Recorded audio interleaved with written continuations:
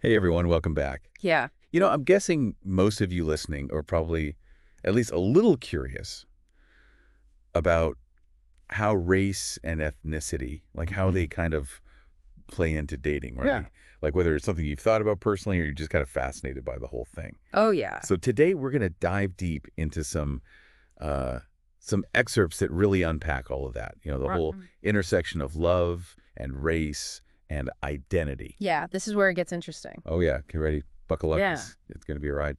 It's really amazing to me how much of what we think of as our personal preference when it comes to dating is actually shaped by societal expectations. Oh yeah. It's like we're given this script before we even start writing our own love stories. Okay, so let's talk about that script. Okay. What are these expectations, and where do they actually come from? Oh, I mean, think about it. Like all those common stereotypes that we see all over the place, movies, TV shows, even advertising, right? Right. Black men, for example, they're often shown as super masculine Yeah. and aggressive. And then you've got Asian women, they're often depicted as submissive and Mhm. exotic? And these aren't just like harmless tropes, are they? They actually affect Mm. how people are treated in the dating world. Absolutely. Yeah. Yeah. They really limit individuals? They Yeah. force people into these boxes that Yeah. don't actually reflect who they are at all. Right. In fact, one of the excerpts we're looking at, there's a study in there, and it found that black men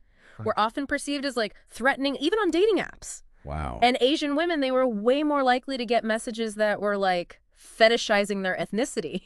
It's crazy how these stereotypes they can actually infiltrate something as personal as dating. Right. And you know what adds another layer? What's that? Colorism. Oh, colorism, yeah. Colorism is a huge piece of this whole puzzle, Okay. and it's often overlooked. Yeah. It's basically the preference for lighter skin tones Right. within a specific racial or ethnic group. Okay. And what's really fascinating and kind of disturbing, honestly, is how deep this preference is rooted Yeah. in colonial history. Yeah. Lighter skin, it was associated with the ruling class, Oh, right? yeah. And that led to this idea that it equals higher status or privilege. So we're talking about like centuries of history Yeah, baked into our modern day dating preferences. exactly. Huh. I mean, think about it. Someone's dating prospects, Yeah. even their sense of self-worth, can be affected by something as random as skin tone. It's truly disheartening. It is. There's a quote from a sociologist in the source material, Okay. and they say, colorism doesn't just create a hierarchy of beauty, it creates a hierarchy of desirability, of worthiness of love. Wow. It's like some people are seen as more lovable Right. because of their skin tone. That's a really powerful way to put it. It Yeah. makes you realize how much these deep-seated beliefs Mhm. are still at play, even in what we think of as a modern and progressive society. So we've got these societal forces Yeah. shaping who we find attractive, sometimes without us even realizing it. It's true. And then on top of that, you have the added complexities of, being in or navigating an interracial relationship. It's like you're facing these societal pressures, Mm-hmm. both internally and externally. Absolutely. While interracial relationships offer incredible opportunities for growth and connection and Yeah. breaking down barriers, they also come with a unique set of challenges. Okay, so let's talk about those challenges. Okay. What are some of the things that interracial couples might face Mm. that wouldn't be as prevalent in relationships where race and ethnicity aren't as prominent? One of the biggest hurdles is external judgment. Oh. Like from your family, your friends, even strangers. Oh, wow. Can you imagine dealing with disapproval or even hostility Right. from the people you're closest to just because of who you love? Yeah. One of the articles we have here actually highlights this couple Oh. who faced intense backlash from their families. Wow. It led to strained relationships and even estrangement in some cases. That's heartbreaking. It is. And it's not just families. No, not at all. It can come from anywhere. Anywhere. I've heard stories about interracial couples experiencing microaggressions. Oh, yeah. Those subtle Mm-hmm. but hurtful comments or actions Mm-hmm. that reveal those underlying biases. Microaggressions are so insidious Yeah. because they can just chip away at someone's sense of belonging Yeah. and make them feel like they're constantly on guard? Mhm. It's like having to defend your relationship all the time. For example, imagine being asked constantly, but where are you really from? Yeah, yeah, yeah. Or having people just assume that you're not a couple. That you're just friends. Exactly. And those seemingly small comments, they can be so invalidating and exhausting over time. Yeah. They highlight the fact that even though we want to believe we live in a post-racial society, those deep prejudices, they're still there, lurking beneath the surface. And, even beyond the societal pressures and the microaggressions, cultural differences can add another layer of complexity to interracial relationships. That's a really important point. Right. Differences in traditions and family expectations, even communication styles can cause misunderstandings and friction. Think about things like holiday traditions, Yeah. approaches to raising children, or even just the way you express affection. Right. Those can all become like points of contention if you're not navigating them to sensitivity and open communication. One of the sources actually shares a story about this couple who clashed over how to discipline their kids. Oh, wow. One partner's upbringing emphasized strict obedience, while the other one's focused on open dialogue and negotiation. Right. It created so much tension Yeah. until they learned to bridge their different cultural perspectives. It's a reminder that love isn't always enough. Right. You need understanding, empathy, and a willingness to learn and grow together.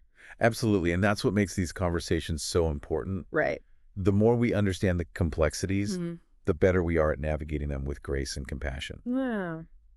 So we've talked about the societal pressures, the stereotypes, the challenges of interracial relationships.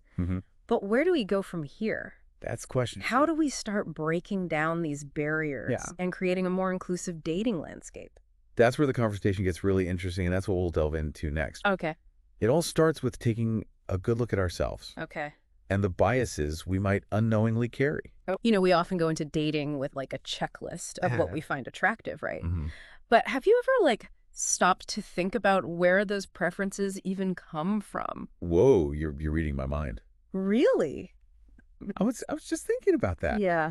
Are we really choosing who we're drawn to? Right. Or are those choices influenced by all those years of societal conditioning? It's definitely a mix of both, I mean, think about it. We're just bombarded with images and messages about who's considered desirable. Yeah. From such a young age. Right, totally. Movies, TV shows, magazines, they all play a role in shaping how we view beauty and attractiveness. Exactly. And one of the excerpts we have, it actually dives into this study that found a really strong correlation between media consumption and racial biases in dating preferences. Wow. It's kind of fascinating and a little unsettling, honestly, to see just how much our subconscious is influenced by all these external factors. So if these biases are often unconscious, how do we even start to dismantle them? It feels like such a deeply ingrained problem. Yeah, it really is. And awareness is definitely the first step. Okay. By recognizing that these biases exist within ourselves, within society, we can start to challenge them. Okay, right. Because if we're not even aware of the problem, then we can't really do anything about it. Exactly. And once we're aware, then we can start to be more mindful about the media we consume, the language we use, the assumptions we make about others. Okay, that makes sense. Yeah. But awareness on a personal level is one thing. Right. How do we tackle this on a societal level? Well, one of the most powerful tools we have is media representation. You mean seeing more diverse couples in movies and TV shows and advertising? Exactly. When we see interracial couples normalized in the media. It helps to break down those harmful stereotypes. Right. And it broadens our understanding of what love can look like. Okay. Think about the impact of a show like Modern Family or a movie like Crazy Rich Asians.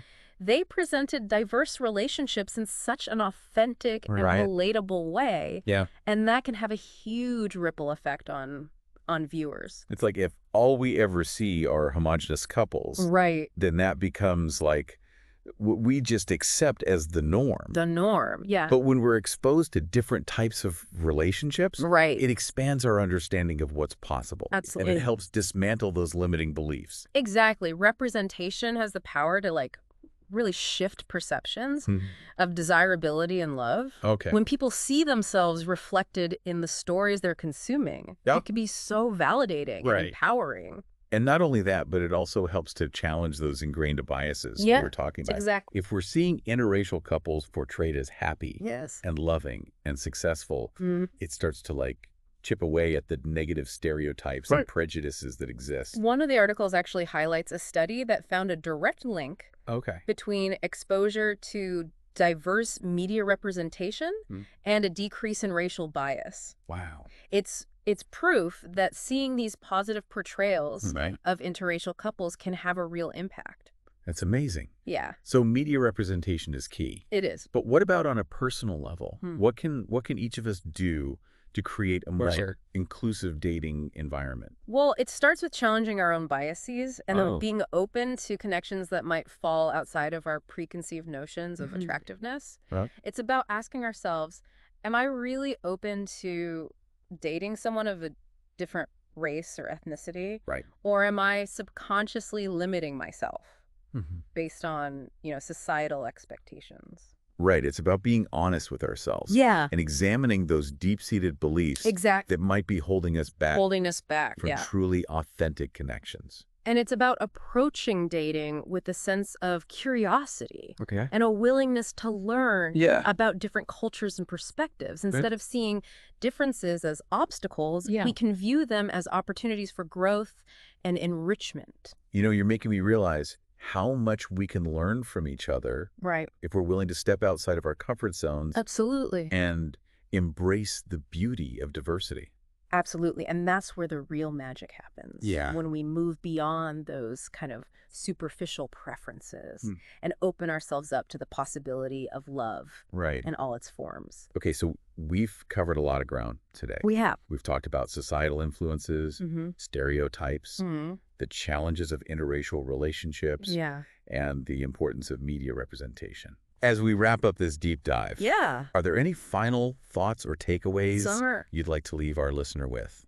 I think the biggest takeaway for me is that we all have a role to play in creating a more inclusive Yeah. and fulfilling dating landscape. Okay. It starts with understanding this Right. complex interplay of race Yeah. and ethnicity and societal expectations, Mm. and then using that knowledge to Right. challenge our own biases Yeah. and make more conscious choices. I love that. Yeah, It's not just about finding love. right. It's about actively shaping a world where love can flourish, Yes, regardless of race or ethnicity. I love that. And that's something we can all strive for. You've given us a lot to think about. I know, it's like you've peeled back the layers of something I thought I understood at a whole new level of complexity. It is, and that's what makes it so fascinating, right? It is. The more we explore, Yeah. the more we realize how much there is to learn. It's a humbling experience for sure. It is. After diving into all this research and hearing your insights, Mhm. I can't help but look at my own dating experiences in a new light. Yeah. Like I'm going to be more mindful now of the societal forces at play Yeah. and really challenge those hidden biases that might be lurking, in my own subconscious. Yeah, that's the power of knowledge. Yeah, It lets us see things from different perspectives Right. and make more informed choices. absolutely. And speaking of choices, I'm curious, Yeah, what is our listener taking away from this deep dive? right. So here's a question to ponder. Okay. Knowing all of this, how might you approach your own dating life differently? Mm, Or even just how you view the dating world around you, right. how would you do things differently? It's a great question to ask ourselves Yeah. because ultimately creating a more inclusive and fulfilling dating landscape, Mm. it starts with each of us. Beautifully said. And on that note, we'll leave you to your thoughts. Okay. Thanks for joining us on this deep dive. And until next time, Yeah. keep those minds open Open mind. and those hearts ready for connection in all its beautiful forms.